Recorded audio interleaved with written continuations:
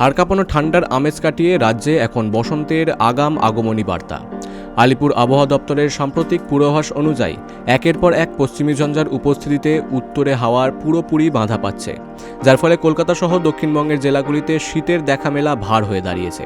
হাওয়া অফিস জানিয়েছে, বর্তমানে একটি পশ্চিমী ঝঞ্ঝা পাকিস্তান ও সংলগ্ন জম্মু কাশ্মীরের উপর অবস্থান করছে। এর রেশ কাটতে না কাটতেই আগামী ২৬ তারিখে আরও একটি নতুন ঝঞ্ঝা রাজ্যে প্রবেশ করবে।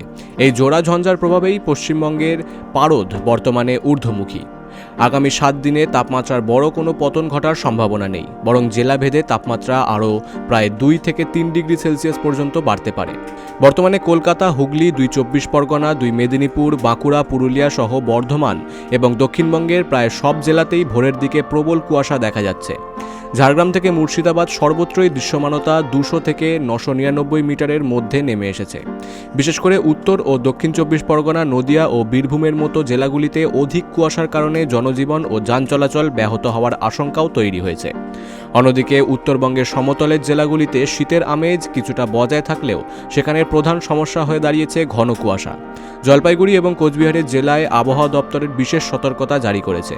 সেখানে কুয়াশার দাপট এতটাই বেশি হতে পারে যে দৃশ্যমানতা ৫০ মিটারের নিচে নেমে আসারও সম্ভাবনা রয়েছে।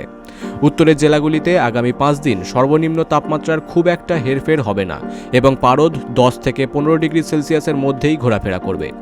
পুরো রাজ্যেই আপাতত আকাশ পরিষ্কার ও আবহাওয়া শুষ্ক থাকবে, তবে সকালের দিকে কুয়াশার ঘনঘটা বজায় থাকবে প্রায় সব জেলাতেই। Bureau report, big news Bangla.